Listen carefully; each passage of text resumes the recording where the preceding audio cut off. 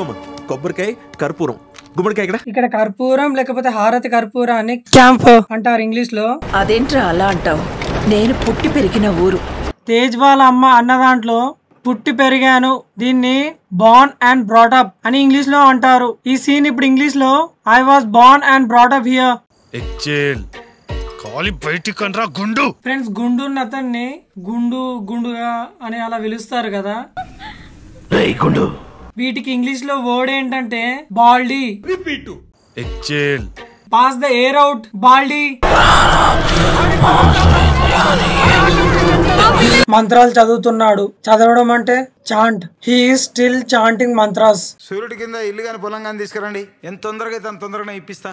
Loan surety కింద ఏ property పెట్టినా దాన్ని కలాటరల్ అంటారు. గా పని ఆల్రెడీ అయిపోయింది. నెక్స్ట్ వన్ పాతిపెట్టే పని ఉంది, చేతవా? టిల్లు అన్న దాంట్లో పాతిపెట్టడం ని బెరీ అంటారు ఇంగ్లీష్ లో. That job is already done. The only job now is to bury him. Bheemli దగ్గర నీకు తెలుసు కదా. Yeah I know I'm sorry. My deepest condolences for Matthew. Friends, ఇక్కడ చైతన్య అన్న దాంట్లో కండోలెన్స్ ని తెలుగులో సంతాపం అంటారు. తెలుగులో ఏడు. మాథ్యూ చావుకి నా సంతాపం తెలియజేస్తున్నాను. మానస 5'7" హైట్, కంప్లెక్షన్ ఫేర్. కంప్లెక్షన్ అంటే ఫ్రెండ్స్, కంప్లెక్షన్ అంటే ఫేస్ స్కిన్ కలర్.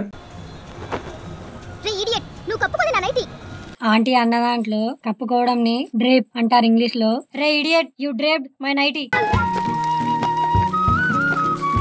ఇది మా అమ్మ మునక్కాడ మటన్లా కొత్తిమీర వండుతా చూడు.